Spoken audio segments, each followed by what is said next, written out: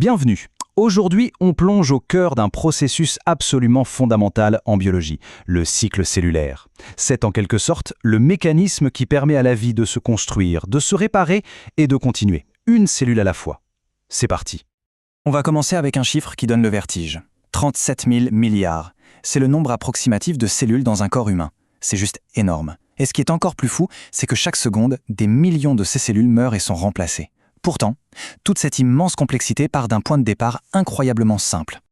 Et voilà la question centrale. Comment une unique cellule, au tout début, peut-elle donner naissance à un organisme aussi complexe que nous?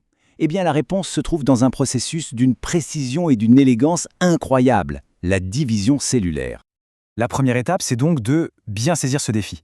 Passer d'une seule cellule à des milliers de milliards, ça implique de résoudre un problème vraiment fondamental. Et le voilà, ce fameux problème.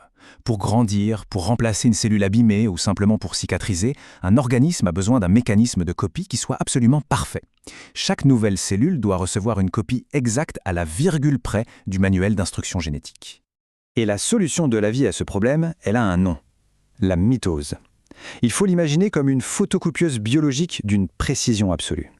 C'est le processus qui assure la croissance et la réparation, en produisant en fait des clones cellulaires parfaits. Voilà la vue d'ensemble. La mitose, ce n'est pas juste un événement qui arrive d'un coup. Non, c'est une séquence d'étapes, un véritable ballet cellulaire. On le voit bien sur ce schéma, tout est parfaitement synchronisé pour que la division se passe sans accroc. Regardons ça de plus près.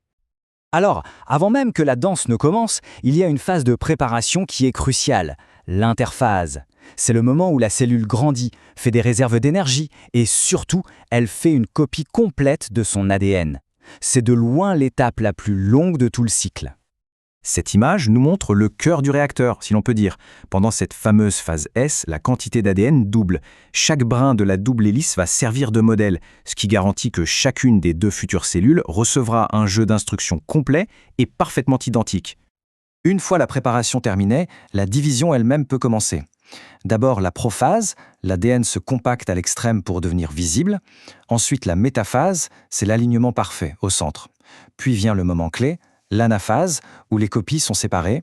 Et enfin la télophase, où la cellule mère se pince en son milieu pour se diviser en deux.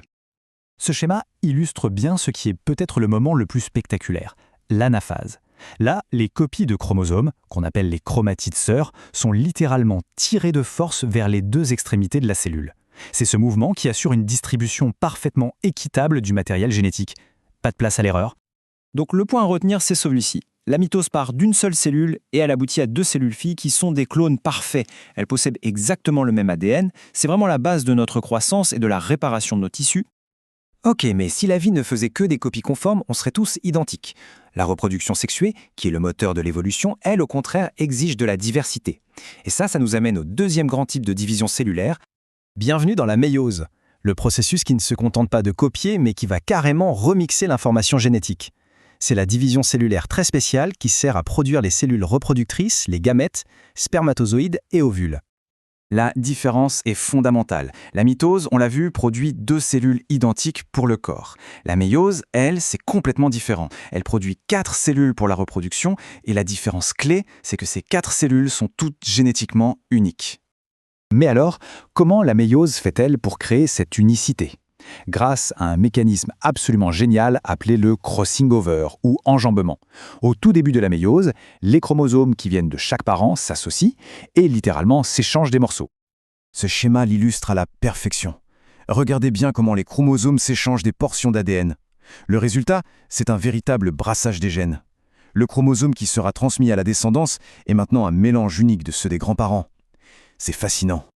Bon, maintenant qu'on a vu les deux processus, on va les mettre face à face. C'est le meilleur moyen de bien comprendre leurs différences, mais aussi leur rôle complémentaire dans le grand cycle de la vie.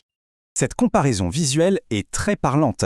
D'un côté, la mitose, une seule division qui donne deux cellules identiques. De l'autre côté, la méiose, attention, deux divisions successives qui aboutissent à 4 cellules uniques et chacune n'a que la moitié du matériel génétique. Ce tableau résume tout. La mitose, c'est pour la croissance. Elle donne des cellules qu'on dit diploïdes, c'est-à-dire avec un jeu complet de chromosomes. La méiose, c'est pour la reproduction. Elle produit des cellules haploïdes, qui n'ont que la moitié des chromosomes, prêtes à fusionner avec une autre lors de la fécondation. Alors au final, pourquoi est-ce que tout ça est si important?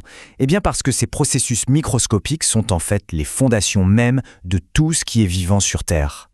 Pour résumer, ces processus sont les piliers de la vie. La mitose, c'est ce qui permet de grandir et de guérir. La méiose, elle, c'est ce qui permet la reproduction et la diversité génétique, le moteur même de l'évolution. Ensemble, ces deux danses cellulaires orchestrent la vie telle qu'on la connaît. La précision de ce ballet cellulaire est donc ce qui nous maintient en vie. Et ça soulève une dernière question. Que se passe-t-il lorsque cette danse devient anarchique, ou qu'au contraire la musique s'arrête? C'est là qu'on entre dans le domaine du cancer, du vieillissement, des maladies. Mais ça, ce sera pour une autre fois.